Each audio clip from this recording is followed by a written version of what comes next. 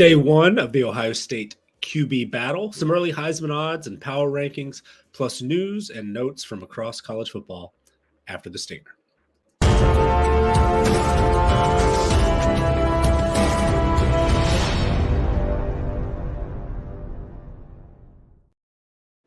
Hello and welcome to episode 18 of Good Morning College Football. I am Nicholas Ian Allen of CampusToCanton.com and CFB Winning Edge. Of course, we are going to spend a good chunk of today talking about Ohio State, who has opened spring practices. But before we dig into that, if you are unfamiliar, if this is your first time joining us, Campus to Canton is a college fantasy football company which plays the C2C format of the game, which encompasses both college and NFL players. We have a wide range of content available at CampusToCanton.com, where you can join for as little as $2.99 per month. Get you access to our Discord, which is a great place to find a C2C league to play in, as well as a community of like-minded folks who are interested in learning more about the game and about college football in general. And of course, we also have packages that include our C2C Winning Edge tier and our All 22 tier, which include access to a lot of the work that I work on each day, including our returning production database, which is now available for the 2024 season, includes stats and color coding indicators to tell you who's coming back, who's not, for all 135 FBS teams. Thanks very much to our members for supporting that project, as well as our 2024 team profiles, which is very much in the works and will be available later this spring. And both of those documents, even though the returning production database is available now, it's still a working document. And so anybody who has feedback, maybe we have something mislabeled, we're always interested in making that as accurate as possible. We know it's not perfect, but we try our very best to make it as close to that as it can be.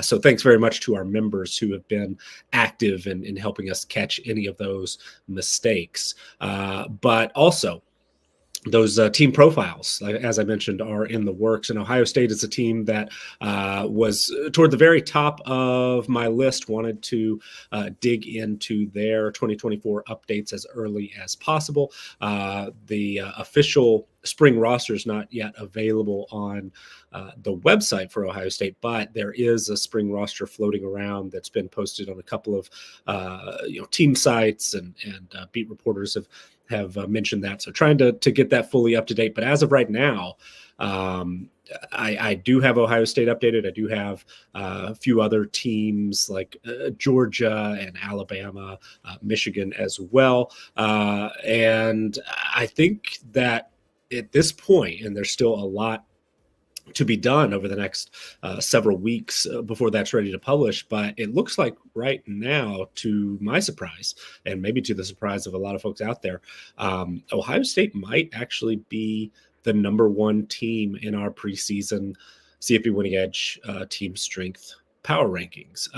And that's a little bit of a surprise. I've mentioned our way too early thoughts on power rankings previously, thought that there was a very, very high likelihood, almost, seemed impossible that Georgia wouldn't be number one. But as things stand right now, Ohio State actually is a little bit ahead of Georgia in those rankings. A lot of that has to do with the just mass of talent returning for the Buckeyes on the defensive side of the ball. Ohio State is going to rank, I'm almost sure, number one in defensive roster strength, might be among, if not the highest preseason roster strength rating we've ever had at CFB Winning Edge on the defensive side of the ball. But of course, on the offensive side, things are looking very, very good as well. And that's, before we even know exactly who's going to be the starting quarterback. And that is a big focus of today's show. It's a big focus of everything. I'm sure that if you're an Ohio State fan or a college football fan, you've seen and heard over the last 24 hours as the Buckeyes did open spring practice yesterday, Tuesday, before a large number of media folks. Ohio State has an incredible group of reporters on a wide range of sites, and we'll cite what a lot of them saw and reported from yesterday, starting with Andy Backstrom of Letterman Row, who noted, and just about everybody else did as well, but Devin Brown was first in line for quarterback drills on day one of spring practice. And that probably shouldn't be a huge surprise. And as we go position by position, it's worth noting that a lot of transfers, were with the second team and their respective groups in those early drills. And, it is a fairly common practice a lot of places for, the more experienced players who've been with the program a little bit longer to get those first reps, regardless of whether or not that particular player is expected to win that job outright. And most would agree that Will Howard, the transfer from Kansas State, is the heavy favorite to be starting quarterback for the Buckeyes. We've penciled him in those team profiles, that early 2024 team profile, went ahead and put Howard there. But Devin Brown, at least as of right now, was first in line. Howard took snaps from Alabama transfer Seth McLaughlin, who was the second team center in practice number one. McLaughlin, like Howard, also considered a heavy favorite to end up as a starter. McLaughlin was the center for Alabama last season. Most recently, we saw him have a little bit of trouble snapping the football in the playoff, and there's a chance that he could end up moving to guard. But at least as of right now, seems like he's going to be in the mix at center, and most expect that he will eventually emerge with that job, much like Howard, who is a heavy favorite to start, as I mentioned. When Circus Sports put out their early Heisman Trophy odds to win the 2024 Heisman Trophy, Will Howard was, not only the top listed Ohio State player, was actually tied for the sixth highest odds in college football. Carson Beck, the Georgia quarterback, when Ewers at Texas were tied atop at 7-1.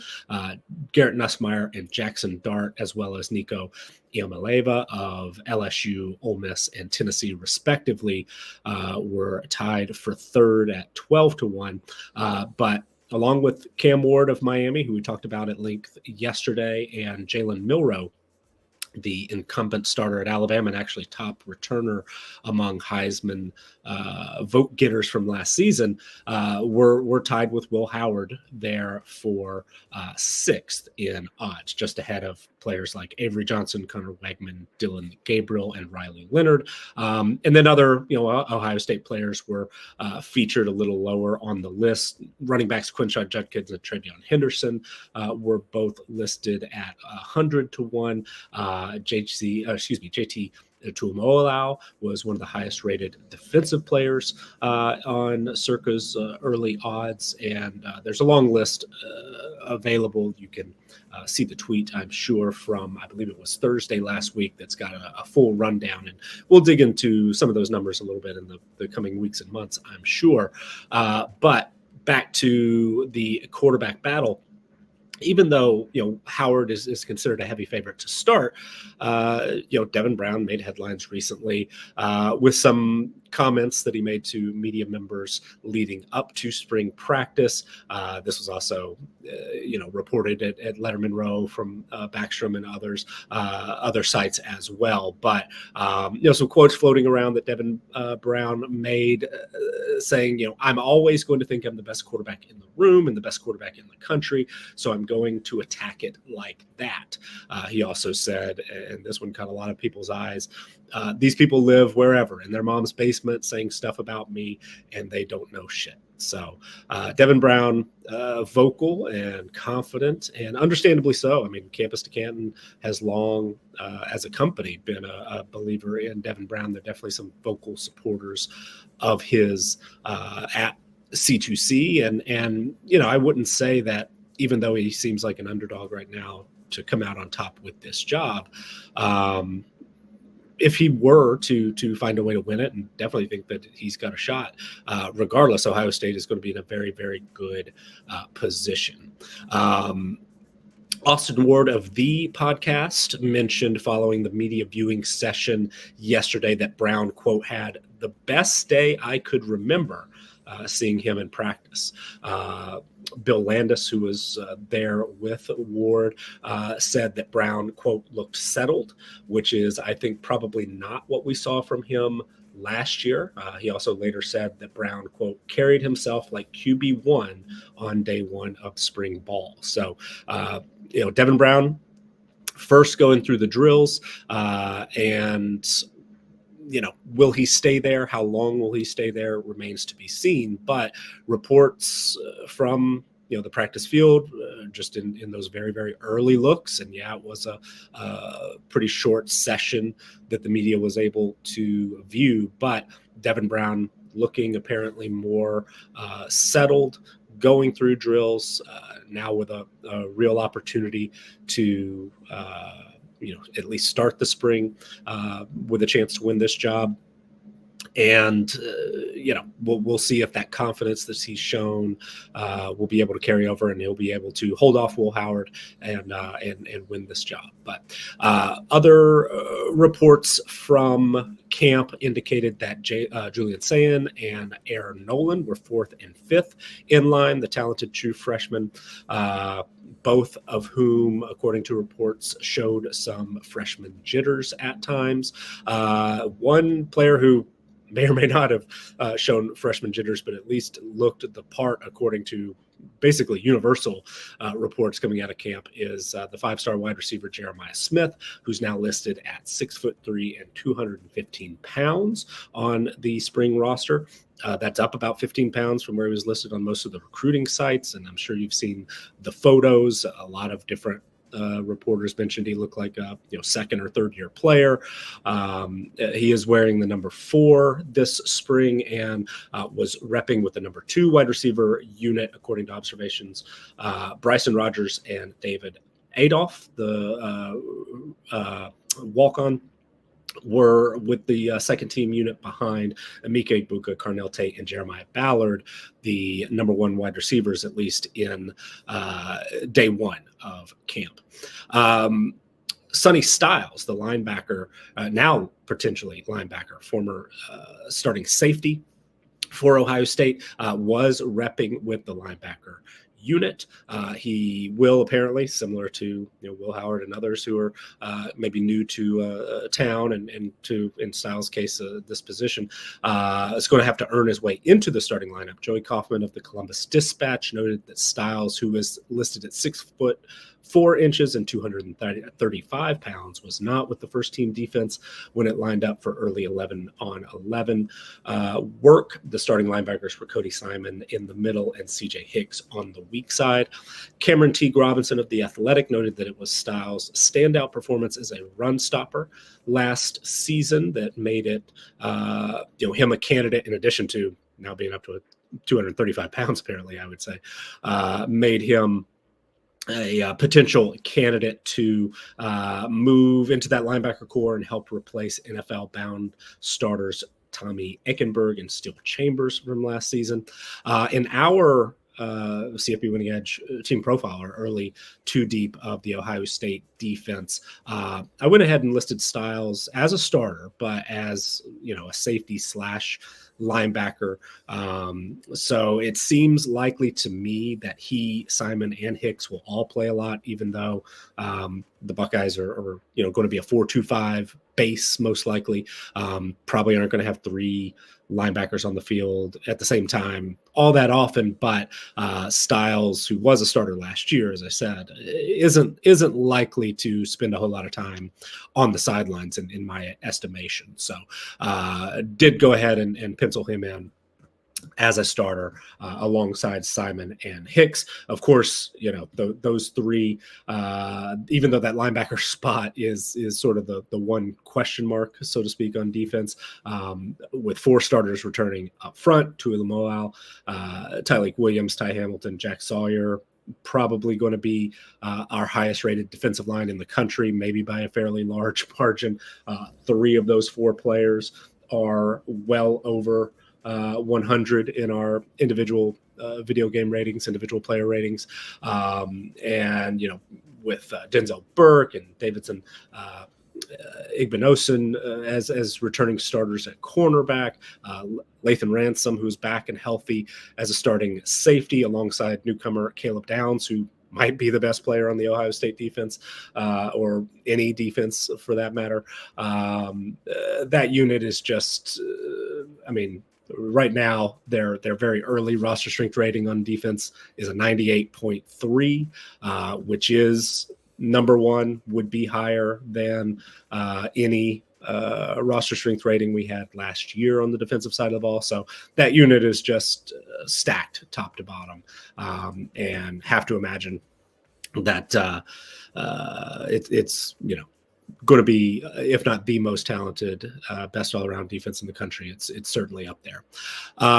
Elsewhere, Spencer Holbrook of Letterman Row noted that the Buckeyes have several players who will be sidelined during spring practice.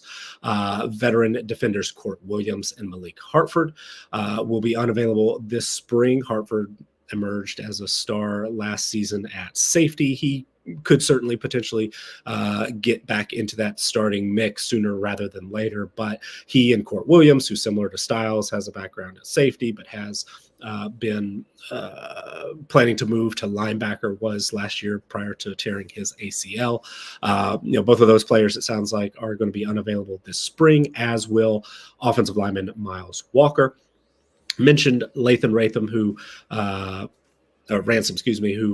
had a leg injury that sidelined him the final 2 months of last season. He is back and available this spring, so that is good news.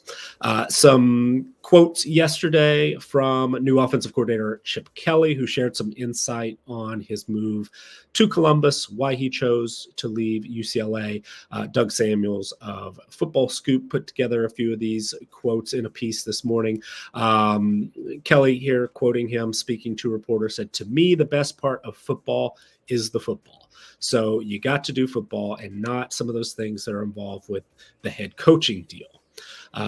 He talked about, being the head coach, obviously at UCLA, and the bowl game ahead of their preparation for Boise State last season. Mentioned how, getting to coach quarterbacks more closely in the lead up to the bowl game kind of reignited his desire to be a position coach. Quoting here again from the piece, Kelly said, "I had the chance after we beat Boise in the bowl game, as we started recruiting, just to think about what that experience was like. And I get to make that decision on what my future is going to be. And so what do I want to do? So I started to look for that opportunity, and it had to be the right spot to go somewhere and just coach a position again. As a head coach, you sit in on position meetings, but then you're always getting pulled out. There's other things involved with being a head coach, and it's more of a CEO operation right now. The job and the landscape of college football have changed." So we've touched on this in previous editions of Good Morning College Football. We talked about it, on the CFB Winning Edge podcast when we were sort of speculating what went into the decision for Chip Kelly, because he was obviously pursuing opportunities to be an assistant NFL coordinator jobs. He was linked to multiple openings there. And then when this Ohio State opportunity came about, when Bill O'Brien moved on after a very short stint as OC to be the head coach at Boston College, it all came together very quickly. But as we speculated, and now as Kelly, said specifically, getting back to coaching football, to coaching a position, the quarterback position, to get back to, the X's and O's and the daily just football things, and not have to deal with a lot of those CEO, aspects of the job of what a head coach's job has turned into, really seem to be a big part of it. And seemingly, Chip Kelly is quite happy right now. One more quote that he had yesterday. I just wanted to be happy, and I am really happy coaching a position, really happy to be at this place. It would have taken a special place for me to leave UCLA because I love those players and I love that coaching staff. But as I said, Ohio State is going to be among the contenders for the national championship. Most likely, it looks like right now will be our number one preseason team in our CFB Winning Edge power rankings, and that's regardless of what things look like at the quarterback position, just because there's so much depth there. And a question in the chat from Fern: how has Will Howard looked in practice so far? Quite honestly, there weren't a whole lot that I saw written about Will Howard. Most of the observations were just the fact that Will Howard was number 2 in camp. I know there are some practice highlights tweeted out and things like that. So I'll have to go back and take a closer look, quite honestly. But Will Howard, does have the edge in experience, has started 27 games in his career, has made 34 appearances as an FBS quarterback at Kansas State over the previous 4 years. Devin Brown's only appeared in 8 games, including 1 start, and that didn't go particularly well in the bowl game last year. But, Howard completed 61.2% of his passes for 2,643 yards, 24 touchdowns with 10 interceptions last season, averaged 7 yards per attempt, can run the football a little bit, had 364 yards on the ground and 9 touchdowns last season. That's something that's going to be, really interesting in Chip Kelly's offense, because he has had success with running quarterbacks in the past. That, of course, you would expect will be able to open up some passing lanes. That, and the fact that the top 1-2 combo at running back in the country, Quinshon Judkins and Travion Henderson, who combined for over 2,000 yards and 26 touchdowns last season. Judkins at Ole Miss, of course, and Henderson limited to 10 games last year at Ohio State. But there's going to be plenty of opportunities for Igmike Egbuka, Carnell Tate, as we mentioned, Jeremiah Smith, Jeremiah Ballard.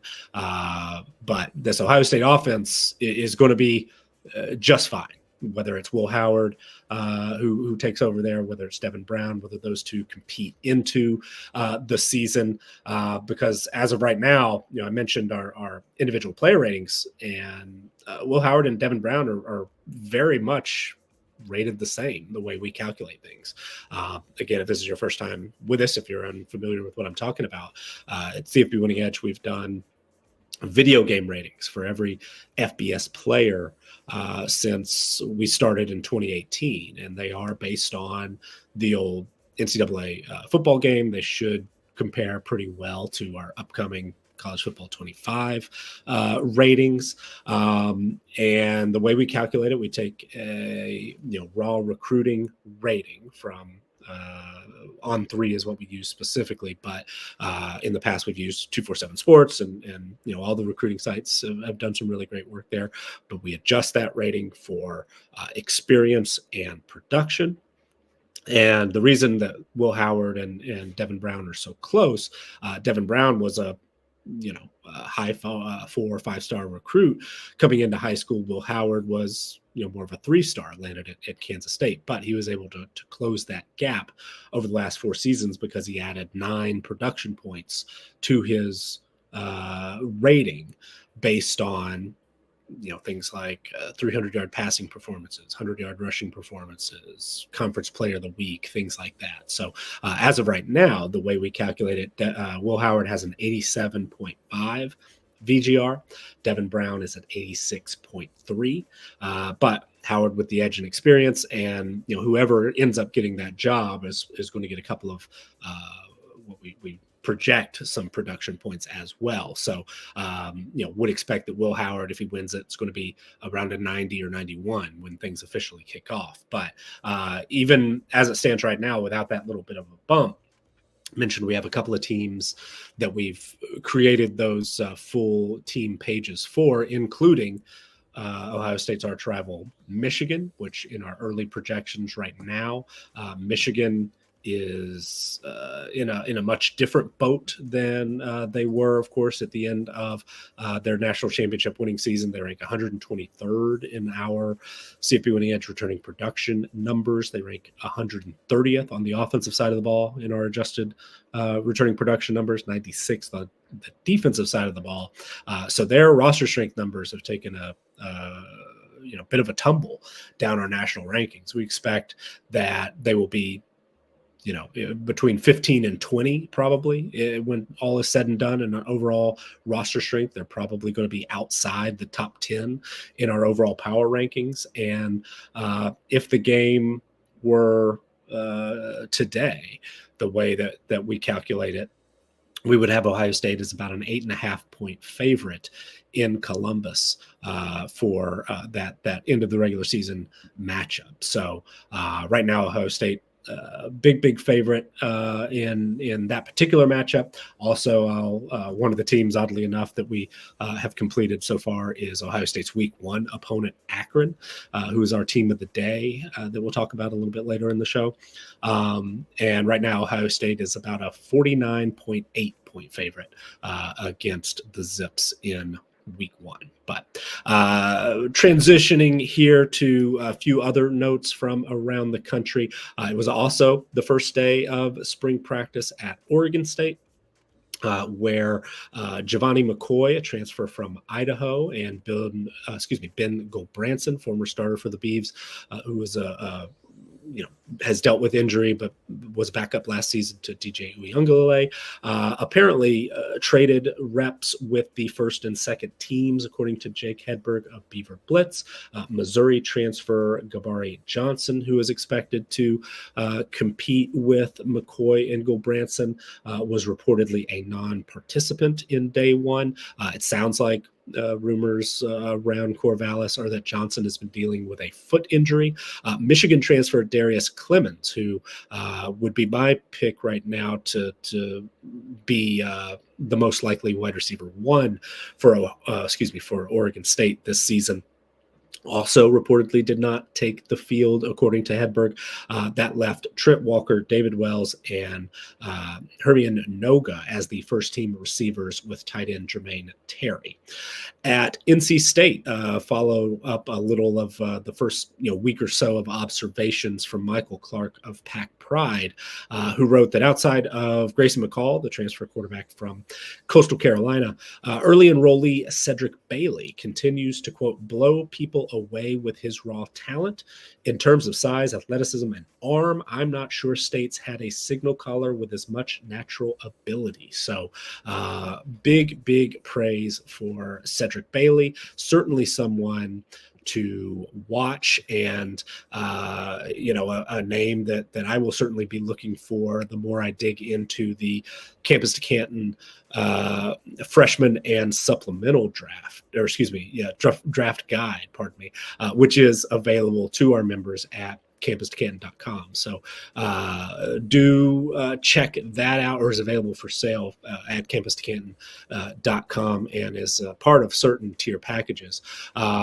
So do check that out, and I look forward to reading more about Cedric Bailey at NC State. But a few more notes on perhaps some players who are going to have a little bit more of an on-field impact expected this year. There seems to be a lot of positive buzz on former Duke running back Jordan Waters, who it sounds like has an early edge on potentially the running back pecking order. He's competing with Kendrick Raphael and Dalen Smothers to be the top running back for the Wolfpack this year. And also a lot of positive buzz about Noah Rogers, the former Ohio State wide receiver, who has, quote, displayed his freakish athleticism, on multiple occasions. So Noah Rogers probably not going to be the top target for McCall this year at NC State. Of course, KC Concepcion, a C2C favorite and a freshman All-American, is likely to lead that NC State receiving corps once again. But Noah Rogers probably going to be a major contributor in his first season in Raleigh after transferring. A couple of observations from earlier this week at Clemson. Will Vandervoort of the Clemson Insider noted that wide receiver Troy Stellato pulled up and was grabbing the inside of his right thigh during a drill, which forced Stellato to step off the field to get looked at by trainers, and did not come back to the practice field, at least during the media viewing period on Monday. We mentioned in yesterday's episode that Adam Randall had sounded like a similar pull or strain or some discomfort in practice at the end of last week. He reportedly was in a yellow non-contact jersey on Monday. And according to Vandervoort, had a leg sleeve on his right leg. Toby Corsten of the Tiger noted, unsurprisingly perhaps, that Phil Maffa led the running backs in drills, but was followed by Jarvis Green and David Iziamume. My apologies if I mispronounce that, but I certainly will, again, read more about him in the C2C Freshman and Supplemental Guide as soon as I can. And speaking of those early projections, mentioned Ohio State being a team, and we can see sort of how they project against teams like Michigan and Akron right now. Clemson and Georgia are two teams that we've got as well. And Clemson, as of right now, would be about a 9-point underdog against Georgia in their week one matchup in Atlanta, August 31st. To me, that seems a little bit high. I'm actually personally fairly high on Clemson this year, but Georgia is going to be at least, number two if they don't eventually catch up to Ohio State in those power rankings, but pretty clear to me that they're going to be 1 and 2 in some order next season. Clemson, I expect, will be a top 10 team, but at least as of right now, more than a double-digit underdog to Georgia in week one. One other note of a team that had practice ongoing this week at Bowling Green, Michael Burrell of The Blade wrote recently about wide receiver transfers R.J. Garcia and Malcolm Johnson. And one of the things that caught my eye, he mentioned that those two players in particular may not have the opportunity to create much of an on-field connection with their likely starting quarterback this spring because both Connor Bazelak and Camden North, both of whom are returning to the Falcons this season, will not be available for spring practices. That leaves redshirt freshman Lucian Anderson III right now as the only healthy quarterback in Bowling Green. A quote from the piece from Burwell, Connor Bazelak said, quote, "That's going to be something that'll come once I get back throwing and everything. I'm not too worried about it. They look really good, excited to have them, and I think it should be an easy transition to get the timing back with them." So just something to file away there, perhaps. Bowling Green will, I think, be in the mix, a team to watch in the MAC this year. But Bazelak is recovering from knee surgery from over the winter, and he and Camden North both are unavailable this spring.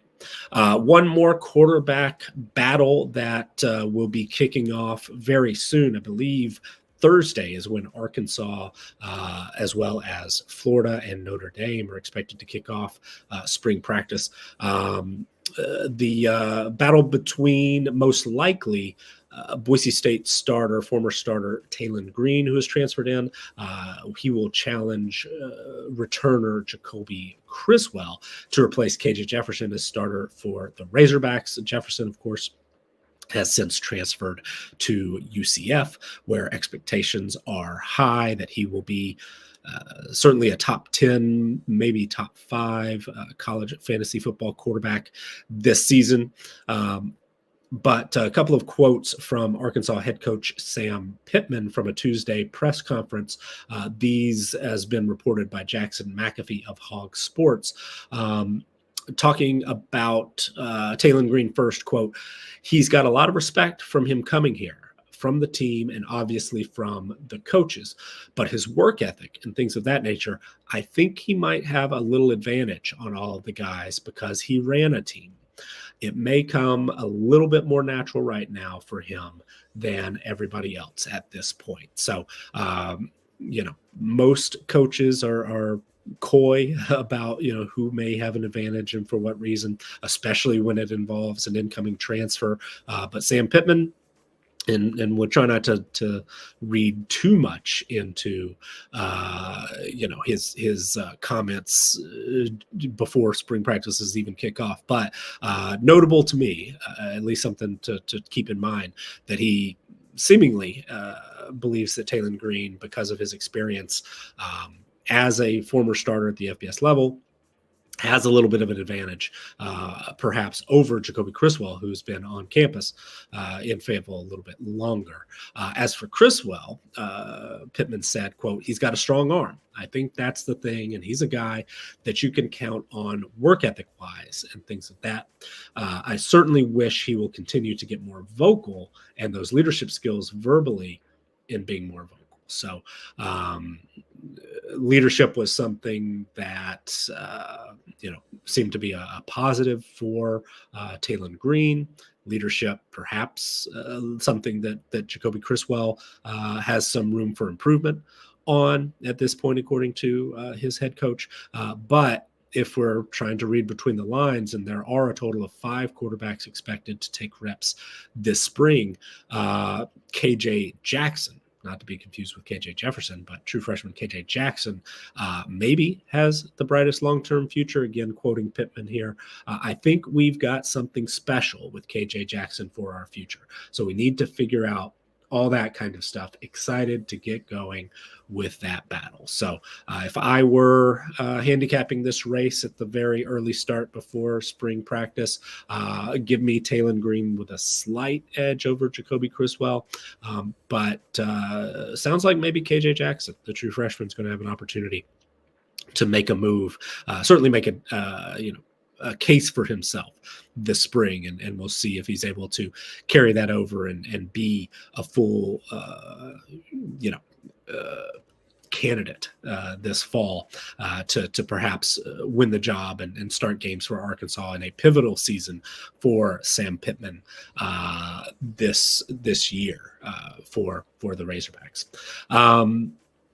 So we are moving a little bit quicker today, and perhaps will not make it to the full hour mark. As you can tell, my voice is still struggling, still trying to get over a bit of cold and sickness, but do want to spend some time talking about Akron today. And, mentioned they're one of the early teams that we do have available. The team profiles started with a couple of teams alphabetically, got Air Force, Akron, and Alabama out of the way, and then decided, you know what, going to need to start just concentrating a little bit on some of the teams that we expect to be the highest rated. So Georgia and Ohio State got the early treatment. Wanted to see how far Michigan might fall, but having Akron available, I think is interesting, because Akron is a team that at CFB Winning Edge we've been a little too high on the last couple of years. Really expected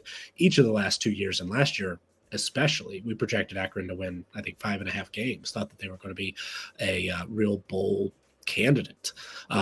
Obviously, things did not work out that way. They finished 2-10, 1-7 in MAC play, and as of right now, rank 119th in our CFB Winning Edge adjusted net returning production rankings. They're 126th on the offensive side of the ball, lose 2 veteran quarterbacks who are now out of eligibility. DJ Irons, who's unfortunately been less than 100% his entire tenure, it seemed like, in Akron. In 5 games last season, looked good at times, dangerous runner, ran for 215 yards and 2 touchdowns, completed 2/3 of his passes, 722 yards, 3 touchdowns, 3 interceptions. But Jeff Undercuffler got made twice as many appearances last season, and the former Albany starter threw for 1,378 yards, 4 touchdowns, was intercepted 9 times. But Akron just, with those two at quarterback, despite there being a lot of optimism, especially the way we calculate things, I know some other smart folks, Campus to Canton's own Chris Moxley has been pretty vocal about his higher expectations for Akron. But the quarterback position just, never quite came together, never seemed like they were fully healthy. We did get to see a little bit of Taj Bullock, especially as a runner, but he did have 3 touchdown passes, was also intercepted 3 times, but tied for the team lead with running back Lorenzo Lingard, who's since run out of eligibility with 4 rushing touchdowns. Bullock in 10 appearances had 165 yards on the ground in 62 carries. And Bullock will compete with incoming transfer Ben Finley, formerly of NC State and most recently Cal, who in 6 games last year threw for 575 yards, 3 touchdowns, 4 interceptions. Those two with Finley, I would expect is a fairly heavy favorite to be the starter this year. Are going to compete this spring and this fall. Jordan Simmons, formerly of Michigan State, we've got penciled in right now as the expected starter at running back. He seems to be likely to compete with Marquise Williams, another transfer, most recently of Minnesota. For that job at wide receiver, the name of note is Alex Adams, who was also limited by injury last year, had a huge 2022 season. But last season, in just 6 games, had 188 yards on 22 receptions and 2 touchdowns. He is likely to reemerge as the number 1 target for the Akron receiving core, replacing Josiah Gavings, who is transferred out, and Daniel George, who is now out of eligibility. Gavings is committed to UConn. And right now, Adams, we have penciled in as a starter with Bobby Golden and Miles Walker. At wide receiver, Jake Newell, who is perhaps a tight end name to file away as maybe a late round flyer in CFF drafts, had a pretty solid season last year as a redshirt freshman. 13 catches, 124 yards, and a touchdown, but expect he will get quite a bit more work this year. Akron does have to replace 3 double-digit game starters on the offensive line. Ben Frank's out of eligibility. Ronan Chambers and Nate Williams are both in the transfer portal. And a couple of starters will be missed on defense as well in the back 7. KJ Martin and Corey Thomas Jr. are both transferring out. Also, starters Justin Talander and Nate Thompson are out of eligibility in the secondary, and Teray Jones, major contributor up front, are gone. But Akron does bring back its top 4 tacklers, including productive linebackers Antavius Fish and Brian McCoy. Edge defender CJ Nunnally had quite a good season last year, ended with double-digit production points the way we calculate it last season. So Nunnally is in line, I think, for another big year. But the schedule is going to be tough. Talked already about that trip to Columbus in week 1, August 31st, where we expect Ohio State to be about a 50-point favorite. There's also going to be a couple of other tough Power 5 road trips as well. Akron plays at Rutgers in week 2. They play at South Carolina in week 4. Do have a winnable home game against an FCS opponent out of the Patriot League, Colgate, on September 14th. And should be competitive, I would expect, in MAC play. But Akron, as I said, is a team that Our rankings, our power ratings have been a little too high on, and this year, the returning production numbers don't look nearly as good as they did last season. And so for me, though when all of our team profiles are done, and we have our game by game projected winning percentages, which we add up and get those projected season win total numbers. It won't surprise me if we have Akron expected to win 4 or more games. Won't surprise me if we are once again over on their preseason win total when we officially have that available this summer in our CFB Winning Edge conference preview podcast series. But they are probably not going to be very heavy favorites in many, if any, games this season. At Ohio to open MAC play, Bowling Green, who expect to be a top half MAC team, most likely. At Western Michigan, who showed some promise at the end of last season, should have a fairly strong running game once again, and usually ranks fairly highly in our MAC roster strength ratings.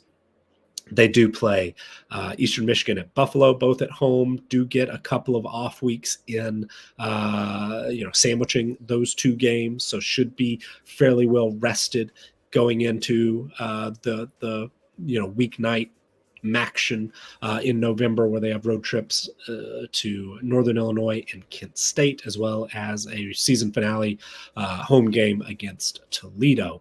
But personally, I think I've kind of run out of patience a little bit with Akron, so not sure that I see a path to bowl eligibility this season. But they were able to keep head coach Joe Moorhead, who had been rumored to do sort of the Chip Kelly thing, take an opportunity in the NFL or maybe even a Power 5 offensive coordinator job. Instead, he is back for a 3rd season there in Akron, and we'll see if he can finally turn the corner.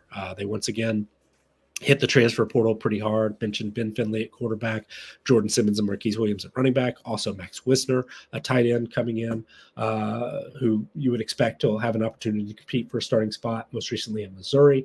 A couple of transfers on the offensive line from Miami and UConn.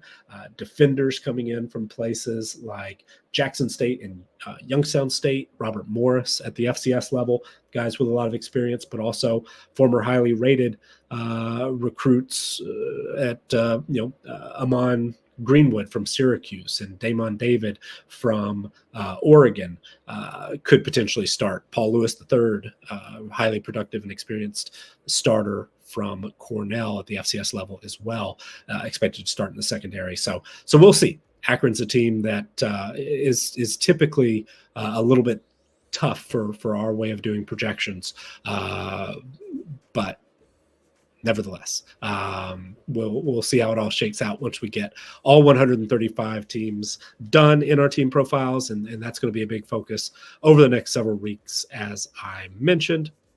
But a little bit early, but that's going to wrap it up for us today.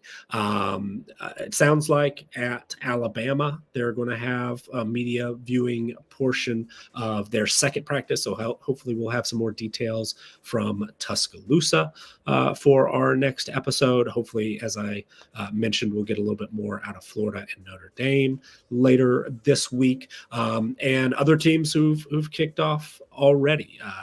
USF, I want to hear a little bit about how day one went for the Bulls, who are one of the trendy teams to potentially make a New Year's Six run, or I guess now playoff spot, right? Top G5 team. I think USF is definitely going to be one to watch there, competing with teams like Boise State and Memphis and others potentially to emerge as a potential playoff team there. But LSU has kicked off. Will Howard's old team, Kansas State, has started its spring practice as well. So we will continue to dig up what we can, read as much as possible. Thank you so much to all of the beat reporters who are out there trying to gather that information all across the country. Thank you, of course, to our subscribers to the Campus to Canton YouTube channel, which, if you haven't already, our goal is 4,000 subscribers ahead of the NFL draft. So would very much appreciate you joining us there. And also, please consider a CampusToCanton.com membership. You can join for as little as $2.99 per month. Take advantage of a wide range of tiers, a wide range of content options, things available on the site, including data, charts, all sorts of draft tools, shows like this, written content as well. There's a quarterback competitions piece I'm looking forward to reading from Chris K that posted earlier today.